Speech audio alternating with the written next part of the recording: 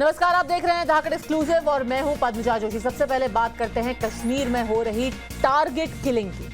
कश्मीर में दहशतगर्दों ने पिछले 24 घंटे के भीतर प्रवासी मजदूरों पर तीसरा हमला किया है। रविवार शाम को दक्षिण कश्मीर में कुलगाम में आतंकवादी एक घर में घुसे और अंधाधुंध फायरिंग की।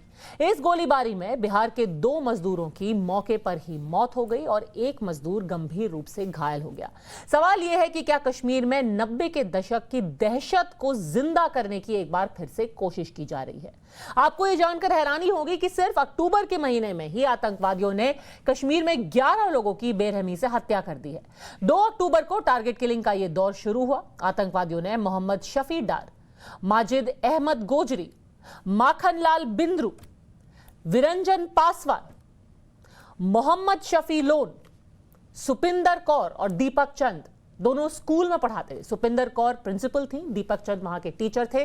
सगीर अहमद, अरविंद कुमार शाह, राजा ऋषिदेव और जोगिंदर ऋषिदेव, इन सब की बर्बरतापूर्वक हत्या कर दी। इनमें से ज्यादातर को पीछे से गोली मारी गई है। ये सब के सब निहत्थे थे। देश भर में कश्मीर में हो रही इस तरीके की टारगेटेड किलिंग को लेकर जबरदस्त गुस्सा है। बिहार के मुख्यमंत्री नीतीश कुमार ने इस मामले में जम्मू कश्मीर के उपराज्यपाल से फोन पर बात की और कहा कि एक्शन होना चाहिए। तो ये तो है, वहां पर तो कुछ गड़बड़ तो हो ही रहा है। कुछ लोग जानबूझ करके बाहर से जो लोग काम करने के लिए वहां पर पहुंचे हुए हैं, उनके साथ कुछ हो रहा है ऐसा लग रहा है। क्योंकि घर के अंदर घुस करके जो कल वाला इंसिडेंट आया, तो जैसे ही न्यूज से ही जैसे ही हम लोगों को जानकारी तुरंत मिली है, उसके बाद ही हम लोग काफी इस बात को लेकर के सक्रिय रहे हैं और हम लोग इस बात को लेकर के एकदम वहां भी अलर्ट कर रहे हैं कि देख लिया जाए। साथ ही साथ बिहार में डीजीपी ने भी दिलबाग सिंह, जो कि जम्मू कश्मीर के डायरेक्टर जनरल ऑफ पुलिस हैं, दोनों के बीच में बातचीत हुई है। बिहार में 2 मजदूरों की हत्या के बाद पटना में लोग गुस्से में हैं। पाकिस्तान के प्रधानमंत्री इमरान खान का पुतला फूंक रहे हैं। पाकिस्तान से बदला लेने की बात कही जा रही है। वहां कश्मीर में मारे गए जोगिंदर ऋषिदेव का पूरा परिवार आंसू नहीं बहा रहा है, बल्कि ये मांग कर रहा है कि जल्द से जल्द बदला लिया जाना चाहिए। और अविलंब उस पर पाकिस्तान पर मुंहतोड़ जवाब देने का काम करे। जिस तरह से पुलवामा का बदला लिया गया, इस तरह से इस बिहार का जो है कि मजदूर को मारा जा रहा, तो उसका बदला तुरंत सरकार को लेना चाहिए। तो अब क्या पाकिस्तान को मुंहतोड़ जवाब देने का, पुलवामा सर्जिकल स्ट्राइक 2.0 करने का वक्त आ गया है? देखिए ये रिपोर्ट। पाकिस्तान मुर्दाबाद, मुर्दाबाद, मुर्दाबाद। पाकिस्तान शर्म करो, शर्म करो, शर्म करो। करना बंद करो। बोलो बोलो भारत माता की। बोलो बोलो भारत की आवाम का ये गुस्सा पाकिस्तान के खिलाफ है, उस आतंकवाद के खिलाफ है जो पाकिस्तान की जमीन पर चल रहा है और कश्मीर में निहत्थे बेगुनाहों पर गोलियां बरसा रहा है। ये बात जग जाहिर है कि पाकिस्तान के इशारे पर कश्मीर में दहशत फैलाने का काम हो रहा है। इसलिए लोगों का गुस्सा पाकिस्तान के प्रधानमंत्री इमरान खान पर भी निकल रहा है। पाकिस्तान हाय हाय, आतंकवाद हाय हाय। 2 अक्टूबर से 17 अक्टूबर के बीच यानी पिछले 15 दिनों में 11 बेगुनाहों की हत्या कर दी गई। बिहार के 2 मजदूरों की हत्या को 24 घंटे भी नहीं बीते हैं। कुलगाम का वानपो इलाका मिनी बिहार कहा जाता है, जहां बड़ी संख्या में बिहार से आए लोग अपनी रोजी रोटी कमा रहे हैं। और कल ही आतंकवादियों ने अंधाधुंध गोलियां चलाकर 2 मजदूरों की हत्या कर दी।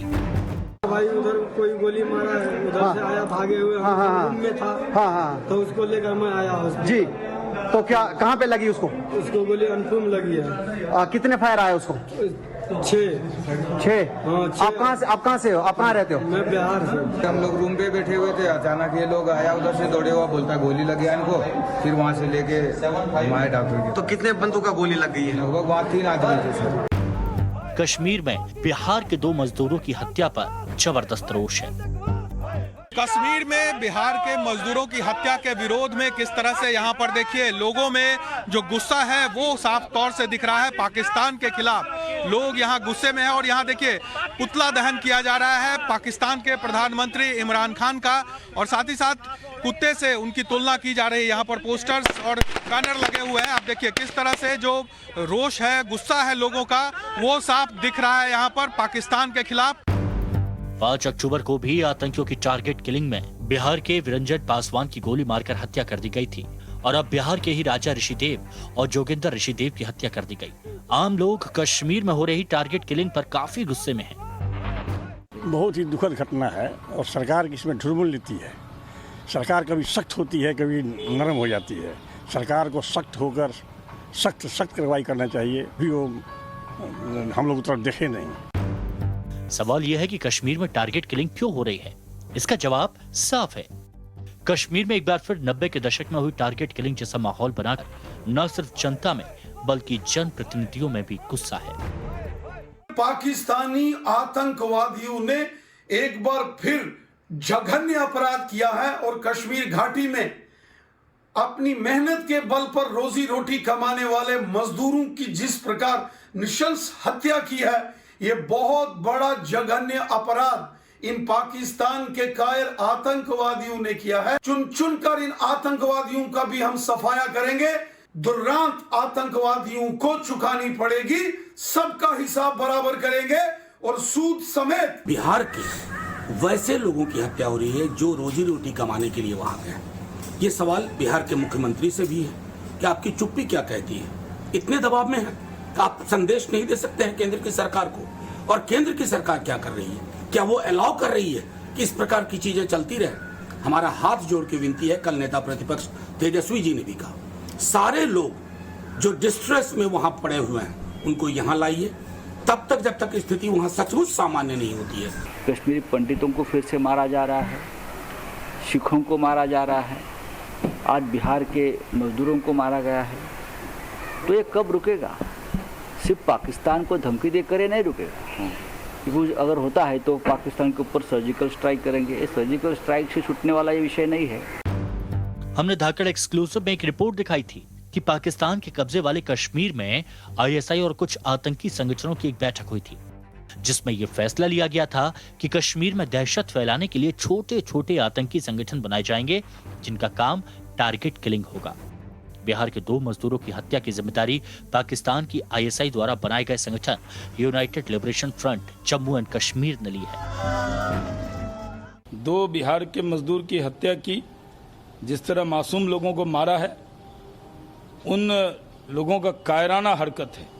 और ऐसे जो आतंकी हैं जो पाकिस्तान और पाकिस्तान परस्त ताकतों के इशारों पर जम्मू कश्मीर का माहौल खराब करना चाहते हैं, लेकिन जम्मू कश्मीर में विकास रुकने वाला नहीं है।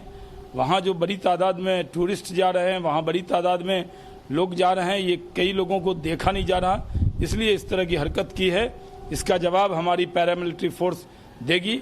जम्मू कश्मीर में बिहारी मजदूरों पर हुए हमले, जिसमें 2 लोगों को अपनी जान भी गंवानी पड़ी और एक व्यक्ति गंभीर रूप से घायल हो गया है, यह अति चिंताजनक घटना है, अति निंदनीय है। हम कड़े शब्दों में इसकी भर्त्सना करते हैं। इस पूरे मामले में हमारे नेता बिहार के मुख्यमंत्री आदरणीय नीतीश कुमार जी ने वहां के उपराज्यपाल मनोज सिन्हा जी से बात करके अपनी चिंता जाहिर की है। साथ ही साथ मृतक व्यक्तियों के परिजनों के प्रति अपनी संवेदना व्यक्त की है और उन्हें 2 लाख के मुआवजे का ऐलान भी किया है। सरकार का संकल्प है कि कश्मीर को 1990 का कश्मीर नहीं बनने देंगे। सुरक्षा बल पूरी तरह मुस्तैद हैं। 17 अक्टूबर तक घाटी में 129 आतंकवादियों को सुरक्षा बलों ने अपनी गोलियों का निशाना बनाया है। कुछ टॉप कमांडर भी सुरक्षा बलों की हिट लिस्ट में हैं। बहुत जल्द ही ऑपरेशन ऑल आउट के तहत आतंकियों का खात्मा करके कश्मीर को आतंक मुक्त बनाया जाएगा। Bureau report, times now, Navbharat.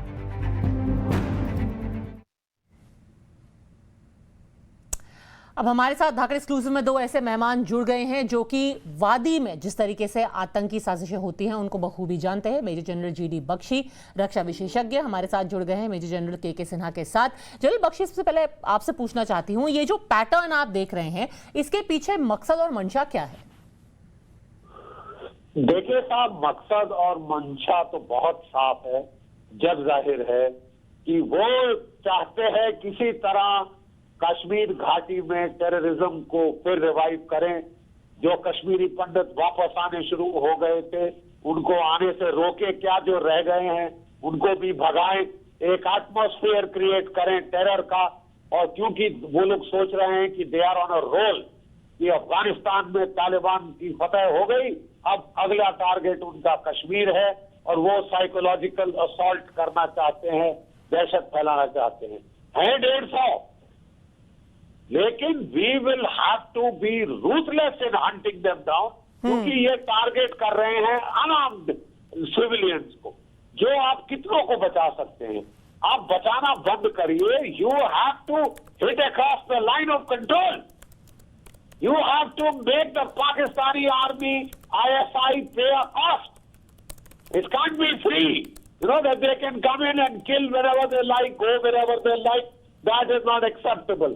Why is the ceasefire still on with Pakistan?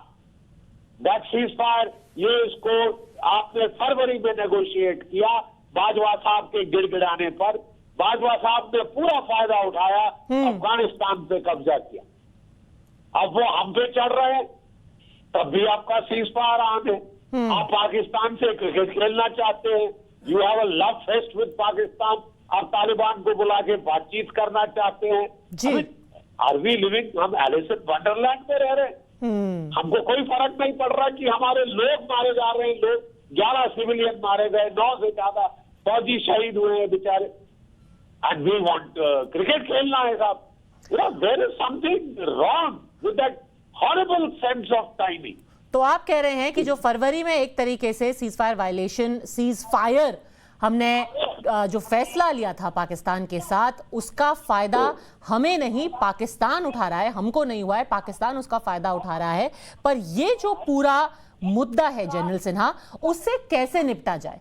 अब जो आईजी जम्मू कश्मीर पुलिस के थे, उन्होंने सच ही बात कही कि हर किसी के घर के बाहर एक पुलिस वाला खड़ा करना नामुमकिन है। और जिस तरीके से लोगों को चुन करके उनकी हत्या की जा रही है, कोई गोलगप्पे बेचने वाला, कोई मजदूर, किसी को पीछे से गोली मार दी, कोई स्कूल का प्रिंसिपल, इस समस्या का हल आखिर क्या हो? यदि आप इसके तर्ज में जाएंगे तभी आप इसके सलूशन खोज पाएंगे। देखिए, मैं थोड़ा सा वक्त देंगी, जो जनरल बख्शी बता रहे थे, आप देखिए जो 25 जनवरी का जब आपने सीज फायर किया, बाजवा के कहने, बाजवा तो फेस थे, ये एब्सोल्युटली पब्लिक डोमेन में है कि एक यूएई का ब्रोक एक पीस डील है और इंडिया का एक सीक्रेट पीस रोड मैप बनाया गया है। तो जिस तरह से आपको एक धोखे में घुसा कर, क्योंकि सबको पता था ये कि देखिए तालिबान आने वाले हैं मई में। यदि आप नहीं पढ़ते तो या तो आपको स्ट्रेटेजिक चीजें नहीं पता है, आप अमेरिका वहां से निकलने वाला है, ये सबको पता था। तालिबान आएंगे, तालिबान वहां पर होगा, तालिबान आने के बाद क्या होगा, किस तरह से तालिबान को लाया जाएगा, वो आप सब जानती हैं, वो बात करना मुश्किल। जो यहाँ की तंजीमें थी उनको वहां जाना था। आप हिजबुल मुजाहिदीन जितने तंजीमें ले लीजिए, लश्कर तोयबा, अल बदर को छोटे मोटे गुंडे उचक्के, वो भी गए वहां, उन्होंने योगदान किया अफगानिस्तान में और फिर वापस आ गए। मैं 4 आपको इंटेलिजेंस इनपुट बताता हूं। आप एक इनपुट है कि जब इन्होंने 15 अगस्त के बाद जब ये वापस आए तो पीओके में इनका एज ए हीरो फिर से स्वागत हुआ जी। 300 से 400 आतंकवादी आपके लॉन्च पैड में हैं जी। 70 से 80 जो ओवरग्राउंड वर्कर्स हैं वो मिसिंग हैं। 6 से 7 टेररिस्ट ग्रुप इन्फ्लेट्रेट कर चुका है। अब आप बताइए, ये इनपुट्स हैं, मगर हम अभी भी सीज फायर को मानते हैं कि नहीं, हम होल्ड कर रहे हैं, हम बड़ा अच्छा कर रहे हैं। हम ये दिखाते हैं कि हमारे यहाँ कुछ घटनाएं कम हो गई और वो आप देख रही है। तो आप भी जनरल बख्शी की तर्ज पर ही ये मानते हैं कि अगर इस वक्त वादी में आतंकी घटनाएं बढ़ रही हैं तो उसकी एक वजह ये भी है कि हमने पाकिस्तान को सीज फायर का एक तरीके से तोहफा दिया, वो खत्म करना चाहिए। ये एक सोल्यूशन हो सकता है आपके हिसाब से? सीज फायर ही नहीं, सीज फायर तो एक छोटी सी चीज है, रिट्रीब्यूशन। देखिए, आप क्यों हमारे घर पे आकर के हमला नहीं करेंगे जब आपको एक डेटरेंस होगा कि हम नहीं कर सकते। आपने यूएवी का जब उन्होंने हमारे जम्मू के ऊपर में अटैक किया हमारे एयरफोर्स जी, और हमने पलट कुछ नहीं किया, हम लेते रहे, हथियार गिराते रहे, वो हथियार जो पिस्टल है, एम्यूनिशन है, OGW के हाथ में लग गए और वो आकर के आपको मारते हैं। तो देखिए उनके तो सारे के सारे जो प्लान्स हैं उसको आप चलने देना चाहते हैं, ठीक है। हमारे ऑपरेशंस में कहीं कमी नहीं हुआ और हमारी परिस्थितियां ऐसी बन गई कि हम लोग अब्सोल्युटली 90 के दशक के पीछे जाना चाहते थे, क्योंकि हमने पंडितों को भी बुलाया, कश्मीरी पंडित, और ये सिचुएशन सही है, बहुत सारी चीजें हुई वहां पर। बिल्कुल। तो जिस तरीके का दर्द हमारे मासूम सिविलियंस झेल रहे हैं इस वक्त जम्मू कश्मीर में, उससे ज्यादा दर्द पाकिस्तान को होना चाहिए। एक ये भी डर जताया जा रहा है जनरल बख्शी, कुछ लोग हैं जैसे कि मनीष तिवारी हैं, कांग्रेस के सांसद हैं, उन्होंने एक ऐसा कंपैरिजन किया है, कहा है कि जो बांग्लादेश में हिंदुओं के ऊपर अटैक हो रहा है और जो कश्मीर में इस वक्त हिंदुओं के ऊपर, बिहार से, यूपी से आने वाले लोगों के ऊपर अटैक हो रहा है, उन दोनों को जोड़ के देखा जाना चाहिए। ये एक इस्लामिस्ट, पैन इस्लामिस्ट षड्यंत्र है। आप ये बात मानते हैं जनरल बख्शी? हिंदुओं के ऊपर जनरल बख्शी? देखिए हम एक देख रहे हैं बड़ा concerted campaign to demonise Hinduism पर से, हिंदुत्व के नाम पे वी विल डिसमेंटल हिंदुत्व। आप देख रही हैं कि ये कैंपेन चल रहा है यूनाइटेड स्टेट्स, पाकिस्तान की ISI भाई साहब इसमें एक्टिव, बड़ा एक वहां यूनिवर्सिटी ने सेमिनार किया, 45 यूनिवर्सिटी बाद में बोला नहीं साहब हमको चलिए इसके साथ नहीं है, सोरस फंड कर। और आप देख रही हैं कि वहां पे तुर्की आपके ऊपर जो है टेररिस्ट भेजना चाहता है, वहां तालिबान तैयारी कर रही है हस्तक्षेप करने की। बांग्लादेश में जो दुर्गा पूजा के पंडाल जलाए जा रहे हैं, लोगों को मारा जा रहा है, this seems to be a concerted conspiracy.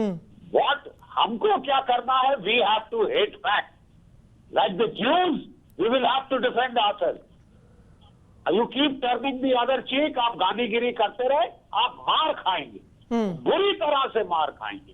चरखा काट के ये लड़ाई आप नहीं जीत सकते, ठीक है साहब। आपको अपने आप की, अपने लोगों की रक्षा करनी होगी। दो तरीके हैं, इंटरनली आप हर किसी को नहीं दे सकते प्रोटेक्शन, बिल्कुल सही, लेकिन मैं भी था किश्तवाड़ में जहां वहां पे 60% जो है मुस्लिम्स है, 40% माइनॉरिटी, वहां भी टेररिस्ट ने माइनॉरिटी को मारना शुरू किया था और वो वहां से पलायन शुरू हो गया था। फिर हमने वहां पे बड़ा सीधा जो टेररिस्ट ग्रुप से कार्रवाई कर रहे थे उनके पीछे हाथ धोके पड़ गए, चुन चुन के मारे, सब लोग जो भागे थे वापस आ गए, ठीक है साहब। ये तरीका है करने का, kill those who will kill the minority, go for them ruthlessly. ये है internal dimension. Go for the launch pads, don't be defensive.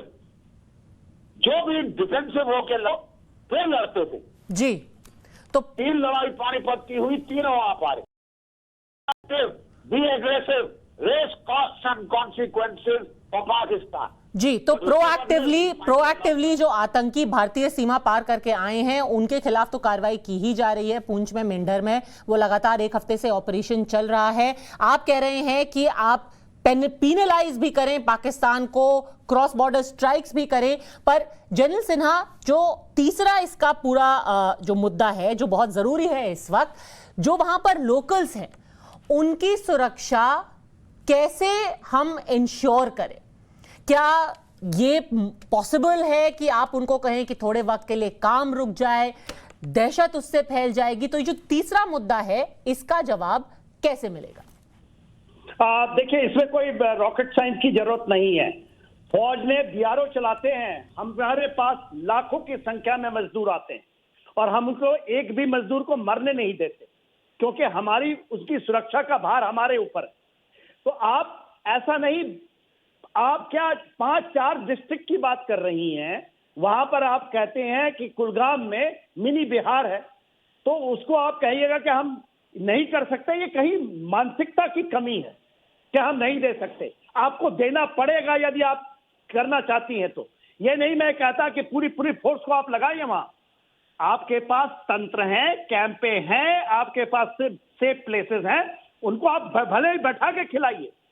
मगर आपको करने पड़ेंगे यदि ये देखिए ये इमरजेंसी सिचुएशन है, इमरजेंसी चीजें करनी पड़ेंगी। दूसरी बात, जब हमने बालाकोट किया था, एक भी कैंप में जो टेररिस्ट के कैंप थे, लॉन्च पैड थे, एक भी ये इंटेलिजेंस रिपोर्ट का 1.5 साल तक नहीं था, एक आदमी नहीं।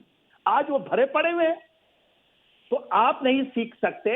यदि हम श्रीलंका से सीखे ना, एलटीटी से, ये ज्यादा खतरनाक नहीं। एलटीटी किसी का नहीं सोचता। आप सोचते हैं कि पाकिस्तान नैरेटिव पैदा करता है, कोलैटरल डैमेज होता है, और उसके डैमेज में आप कहते हैं कि नहीं हम ऐसा ऑपरेशन करेंगे कि कुछ नहीं, कोई नहीं मारा जाएगा। 10,000 पत्थरबाज है ना, उनके हाथों में पिस्टल आ गई हो, मेरे ख्याल से करीब 900-1000, आप उनको लाइन हाजिर कर सकते हैं ना, मगर ये चीजें आप नहीं करेंगे जी। आप और देखिए, आपको मैं बताऊं, सूरनकोट का इलाका आपको याद होगा, आज वहां 5-6 टेररिस्ट ग्रुप, हमारे 9 जवान शहीद हो चुके जी। एक भी टेररिस्ट नहीं मारा गया।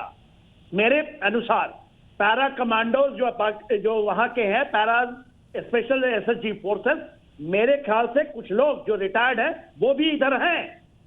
ऐसा नहीं होता ऑपरेशन। 2 जवान की सर घर हमें ना मिले और वो गुम हो और फिर मिल जाए, तो क्या भूत हैं क्या वहां? देखिए, सूरनकोट में 2003 में ऑपरेशन चले थे इसी इलाके में जी। बिम्बर गली और डेरा गली के बीच की जो है पुंछ राजौरी के इलाके में उन्होंने लिबरेटेड जोन बनाया था। आप इन परिस्थितियों को नहीं डिस्कस करेंगे। हमने बहुत चीज हासिल कर लिया, बड़ी अच्छी कार्रवाई की, 370-35 सब हो गया, बहुत अच्छा हुआ, और पाकिस्तान तो उसी के लिए डर रहा है ना। लास्ट यदि इस ऑपरेशंस में हम रोक देंगे, क्योंकि जियोपॉलिटिकल सिचुएशन चेंज हो गए, पूरे के पूरे इधर ग्रेविटेट हो रहे हैं। आप कहेंगे कि नहीं आएगा, आप विश करेंगे। ये डायनेमिक सिचुएशंस हैं पद्मजाज, बिल्कुल ये सिचुएशन एब्सोल्युटली और इमरजेंट हैं। बिल्कुल। जनरल बख्शी भी इसमें कुछ जोड़ना चाहते हैं। जी जनरल बख्शी। देखिए, मैं राजौरी पुंछ में जीओसी रोमियो फोर्स था, मैं कमांड कर रहा था उस इलाके को। वहां एक टाइम पे इतनी बुरी हालत थी कि बाहर निकलते ही कैंप के फायर होता था। जब तक मैं वहां से गया, हम लोगों ने मार के पूरी शांति वहां ला दी। लोग पिकनिक जा रहे थे, स्कूल बच्चे सारे खुल गए थे। ये फिर हमने इनको मौका दिया, क्योंकि हम निश्चिंत हो जाते हैं जी। अब तो पाकिस्तान से बातचीत हो रही है, ये हो रहा है, वो हो रहा है, क्रिकेट खेला जा रहा है। बिल्कुल आप गलत मैसेज देते हैं।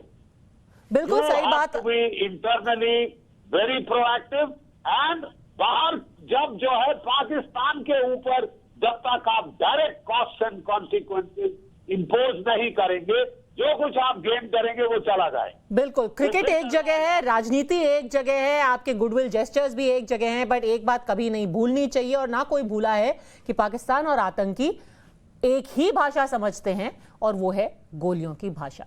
जनरल सिन्हा, जनरल बख्शी, हमसे जुड़ने के लिए आपका बहुत बहुत धन्यवाद। और एक और बात याद रखनी बहुत जरूरी है कि जो कोशिश है इन आतंकियों की कि आम आदमी के मन में एक डर, एक दहशत बैठ जाए कि कोई भी कश्मीर जाने से डरे, वो इस मकसद में कभी कामयाब ना होने पाए। 90 के दशक में आपको याद होगा, कश्मीर घाटी में मस्जिदों के लाउडस्पीकर से यहां क्या चलेगा, निजामे मुस्तफा के नारे गूंजते थे। इनके बारे में कई किताबें लिखी गई हैं, अखबारों में भी इनके बारे में लिखा गया है, कैसे हिंदू और सिखों को कश्मीर छोड़ने का एक तरीके से फतवा जारी किया जाता था।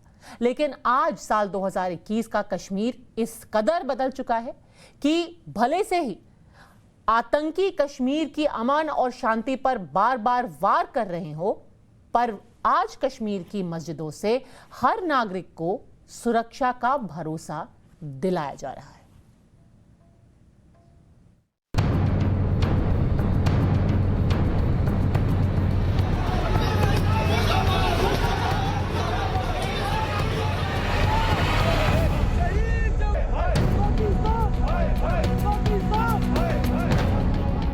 हिंदुस्तान के स्वर्ग कश्मीर को लग गई है पाकिस्तान की बुरी नजर। जिस कश्मीर में पिछले 2 साल से अमन और चैन था, आज वहां निर्दोष निहत्थों की हत्या हो रही है। पिछले 2 हफ्तों में पाकिस्तान के पालतू आतंकी हर गुजरते दिन के साथ मजदूरों को, गरीबों को, रेहड़ी लगाने वालों को निशाना बना रहे हैं। इन कायर आतंकियों के निशाने पर वो लोग हैं जो रोजी रोटी कमाने के लिए दिन रात मेहनत करते हैं। लेकिन ये आतंकी अपने इन मंसूबों में कामयाब नहीं होंगे, क्योंकि घाटी के लोगों को कश्मीर में गोली नहीं, शांति चाहिए, सुकून चाहिए, आतंकवाद नहीं, तरक्की चाहिए, जिसका सबसे बड़ा सबूत है ये वीडियो। कश्मीर घाटी में जिन मस्जिदों में 90 के दशक में यहाँ क्या चलेगा, निजाम मुस्तफा के नारे गूंजते थे, डर और दहशत का माहौल पैदा किया जाता था, आज उन्हीं मस्जिदों से ऐलान किया जा रहा है कि हम सब एक हैं, कश्मीर में ही रहें। लोगों को गुजारिश की जा रही है कि हम हिंदू मुस्लिम और सिखों के अलावा भी एक साथ रहते हैं और सब पुरानी रवायत को जिंदा रखना चाहते हैं। परवरदिगारा अशद सुचिदायत यसश कदीम रवायत और परवरदिगारा अशद खाओ सुमान मोहब्बत बराबर परवरदिगारा अशद खाओ बेकर अशरादा। घरों को ना छोड़ने की अपील की जा रही। इस वीडियो से साफ है कि हर कश्मीरी आतंक और आतंकियों से परेशान है, दुखी है, क्योंकि वो भी जानते हैं आतंकी घटना बढ़ने से विकास रुकता है, टूरिज्म रुक जाता है और बिजनेस को काफी नुकसान होता है। लोगों को गुजारिश की जा रही है कि हम हिंदू मुस्लिम और सिखों के अलावा भी एक साथ रहते हैं और सब पुरानी रवायत को जिंदा रखना चाहते हैं। परवरदिगारा अशद सुचिदायत यसश कदीम रवायत और परवरदिगारा अशद खाओ सुमान मोहब्बत बराबर परवरदिगारा अशद खाओ बेकर अशरादा। कश्मीरी पंडित संघर्ष समिति के अध्यक्ष संजय टिक्कू ने धर्म गुरुओं को एक संदेश दिया है, जिसमें उन्होंने मस्जिदों के आलिमों और मौलवियों से कश्मीर में रहने वाले हर नागरिक की सुरक्षा का एहसास कराने की गुजारिश की। संजय टिक्कू की अपील का असर हुआ है। श्रीनगर की करीब 8 मस्जिदों से पिछले शुक्रवार को अब तक सुरक्षा का आश्वासन दिया जा चुका है। मैं अल्लामा इकबाल के एक शेर से अपनी गुफ्तगू का आगाज करूंगा कि मजहब नहीं सिखाता आपस में बैर रखना, मजहब नहीं सिखाता आपस में बैर रखना, हिंदी है हम वतन है हिंदुस्तान हमारा। तो अजीज़ सामीन, ये हफ्ता भर से कम अज़ कम आज 8-9 दिन होने वाले हैं जो हालात हमारे यहाँ जम्मू कश्मीर के चल रहे हैं। इन हालात के चलते हुए मैं अपने मुक्तदीयीन और अपने नमाजी और अपने मुसलमान भाइयों से हर वक्त ये गुजारिश करता हूँ कि देखिए, हमारा मज़हब एक पुरअमन मज़हब है। ये पुरअमन रहने की हिदायत करता है और अपने पड़ोसियों को, अपने हमसायों को, वो किसी भी मज़हब से, किसी भी धर्म से, किसी भी ज़ात से ताल्लुक़ रखता हो, वो कोई अमीर हो या मज़दूर हो, हर एक को अमन और सुकून के साथ रहने की तलकीन करता है। कश्मीर में पिछले कुछ हफ्तों से डर और भय का माहौल बना हुआ है। कई निर्दोष लोगों की इन आतंकियों ने हत्या कर दी, लेकिन आलिमों और मौलवियों की इस अपील के बाद लोगों का डर जरूर कम होगा। जहां कश्मीर घाटी में नॉन लोकल माइग्रेंट लेबरर्स पर हमले लगातार जारी हैं, वहीं संजय टिक्कू जो कश्मीर पंडित संघर्ष समिति के चेयरमैन हैं, उन्होंने लोकल से अपील करी है कि वो इंश्योर करें कि माइग्रेंट और ऐसे जो लोग हैं जो कश्मीर घाटी में रह रहे हैं, पंडित हैं, उन पर अटैक ना हो और उनकी जिम्मेवारी बनती है कि वो मस्जिदों से अपील करें ताकि एक मैसेज आए पीस एंड हारमनी और ब्रदरहुड का और एक कंपोजिट कल्चर जिसमें घाटी में हमेशा सब एक माहौल में रह रहे हैं, उसकी मैसेज जाए। और इसी के चलते खानियार में एक मस्जिद जो आस्थान है वहाँ पे ये अपील हुई है, जहाँ पर लोगों से कहा गया है कि वो ऐसे चीज़ें इंश्योर करें और ऐसी चीज़ें घटनाएं ना हो, इसके लिए दुआएं भी की जा रही है। जम्मू कश्मीर के कुलगाम में रविवार को आतंकवादियों ने 2 मजदूरों की गोली मारकर हत्या कर दी। बीते 15 दिनों के अंदर आतंकियों ने 11 आम नागरिकों की हत्या की। वहीं पिछले 24 घंटे में मजदूरों पर 3 हमले हुए हैं। अनुच्छेद 370 हटने के बाद कश्मीर पटरी पर लौट रहा था। आम नागरिकों या सैलानी हर कोई निडर सड़कों पर घूम रहे थे, लेकिन आतंक ने इस अमन पर लगा दी नापाक नजर। Bureau report, times now Bharat.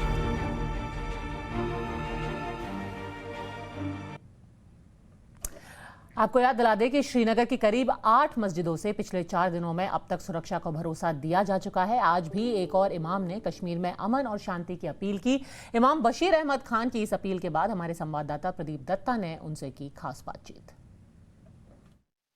जहां एक और जम्मू कश्मीर में कई सियासतदान हैं जो पाकिस्तान और आतंकवादियों का नाम लेते हुए अभी भी कतराते हैं और आज के दौर में भी वो सियासत खेलने से बाज नहीं आते, वहीं बशीर अहमद खान साहब जैसे इमाम साहब हैं जो हर समय लोगों को यही बताते हैं कि हमें आपस में अमन अमान से रहना चाहिए। अभी थोड़ी देर पहले नमाज के बाद हम इन्हें सुन रहे थे किस तरीके से लोगों को ये आवाज़ पढ़ रहे थे और कह रहे थे कि मेजॉरिटी कम्युनिटी का एक दायित्व बनता है कि उन्हें माइनॉरिटी कम्युनिटी की हिफाजत करना, और ये भी कह रहे थे कि इन मजदूरों को टारगेट ना किया जाए। हम इनसे बातचीत करते हैं और जानना चाहते हैं क्या ये आप हर दिन नमाज के बाद पिछले दिनों से लगातार बोल रहे हैं? बिल्कुल जनाब, हम हर नमाज के बाद लोगों को यही तलकीन करते हैं कि ऐसा ना किया जाए, अमन और सुकून के साथ लोगों को रहने दिया जाए, अपना मेहनत मजदूरी करके बाल बच्चों को का पेट भरने दिया जाए।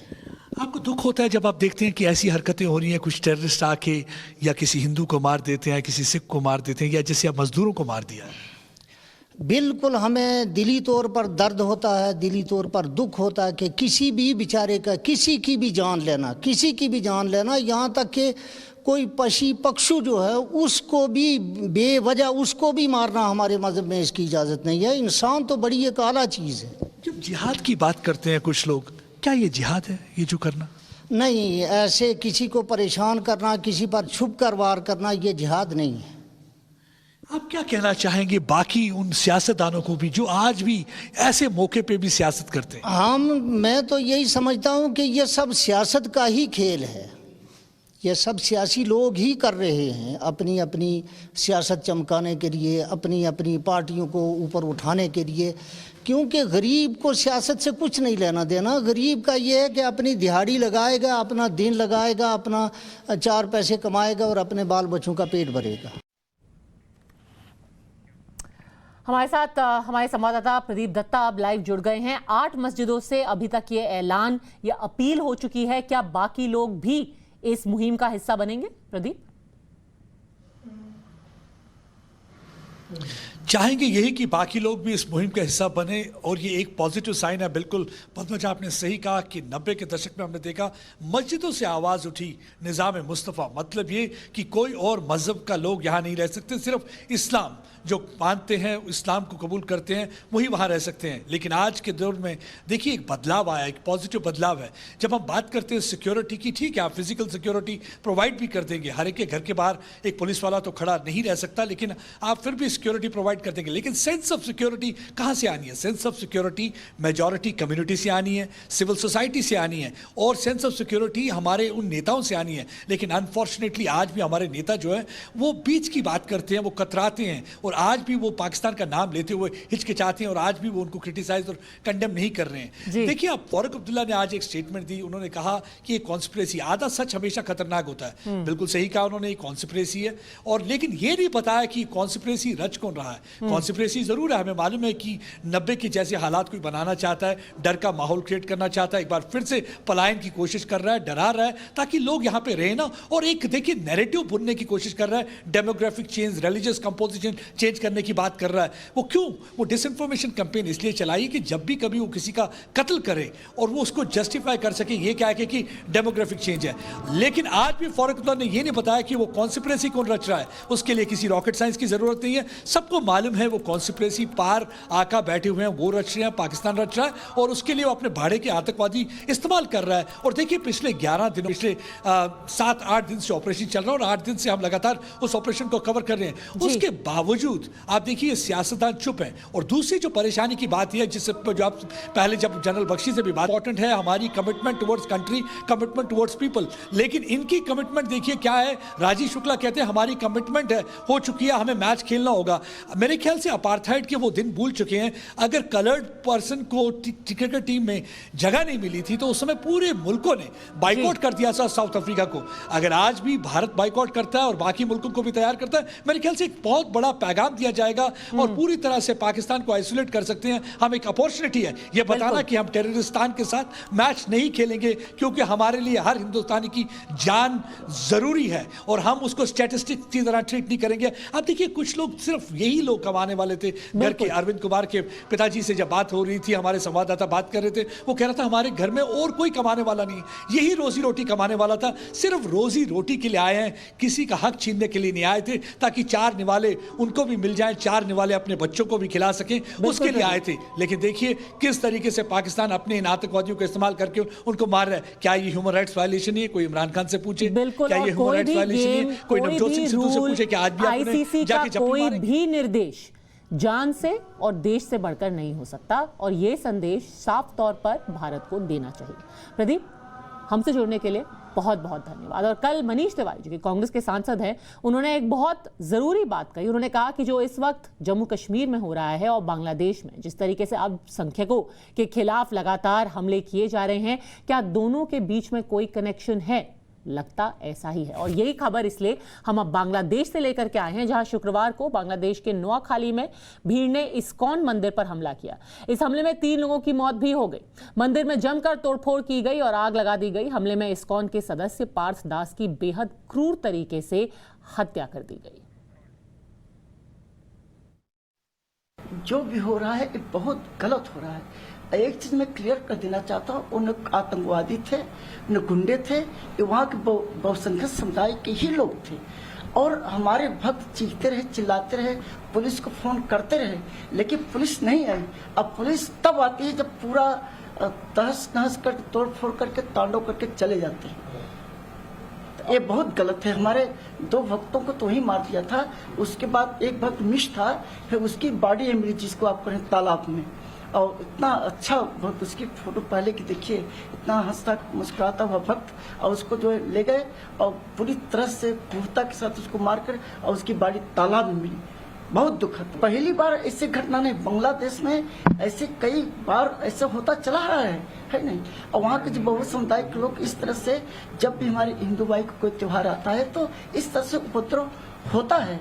ये बिल्कुल निंदनीय है, इसकी निंदा करना चाहिए। पूरे विश्व में जो है हमारा हिंदू समाज का जो प्रचार इस्कॉन द्वारा किया जा रहा है, सनातन धर्म का, संस्कार का, वैदिक धर्म का हम प्रचार करें। हमारे प्रभुपाद जी का हम 125 एनिवर्सरी मना रहे हैं और उनकी मूर्ति तोड़ दी गई।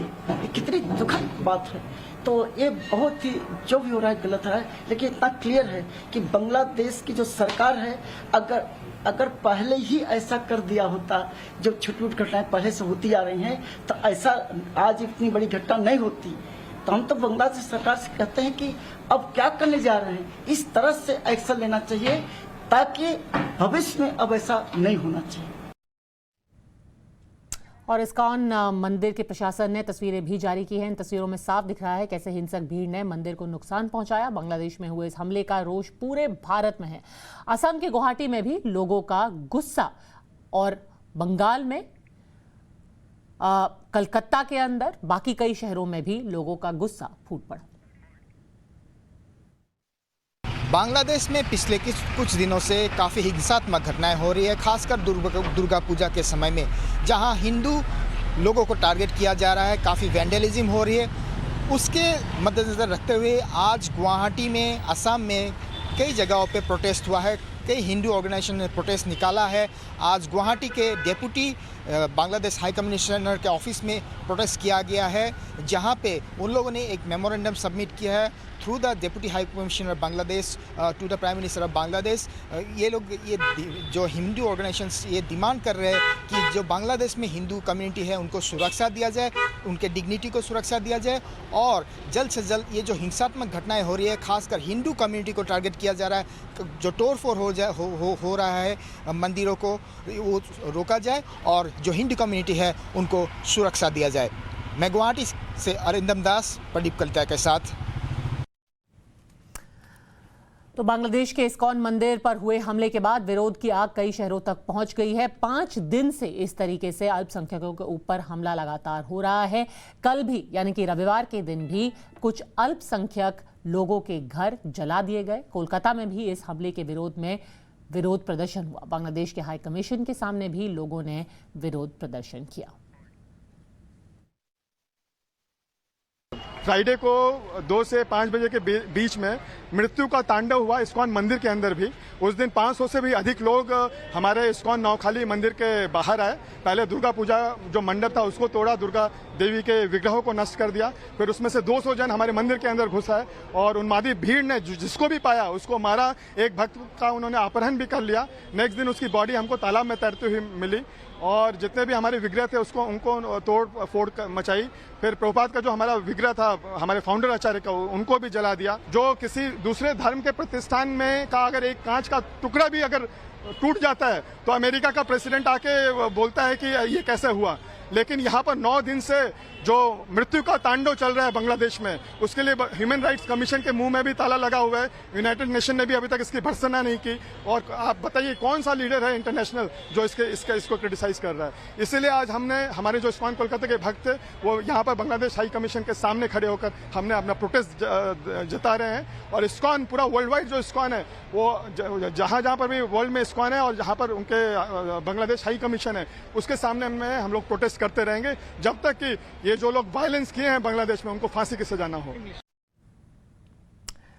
गुवाहाटी, कलकत्ता, दिल्ली तक में आज पूरे दिन प्रदर्शन हुआ। अरिंदम दास हमारे संवाददाता गुवाहाटी से हमारे साथ इस वक्त लाइव जुड़ गए हैं।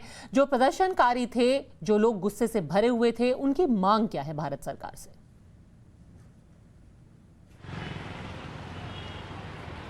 जी, आज गुवाहाटी के असिस्टेंट बांग्लादेश हाई कमिश्नर के जो ऑफिस है वहाँ के सामने प्रदर्शन हुआ है।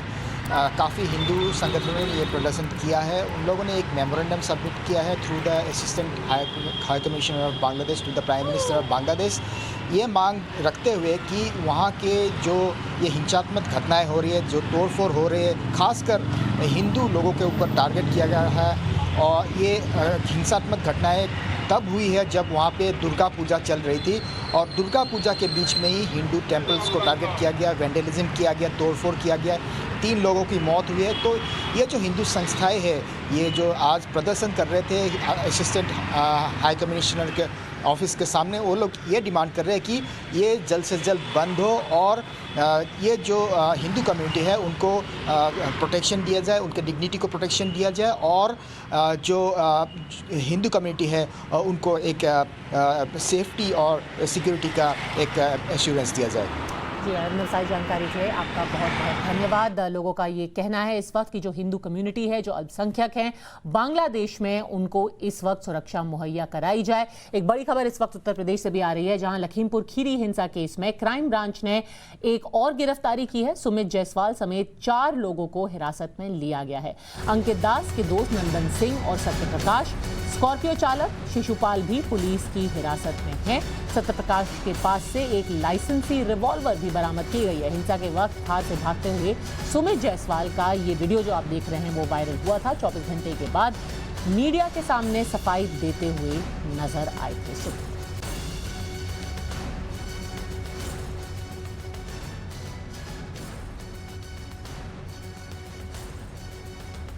यानी कि अब जो 3 गाड़ियों का काफिला था उसमें मौजूद लगभग सभी लोगों को गिरफ्तार कर लिया गया है।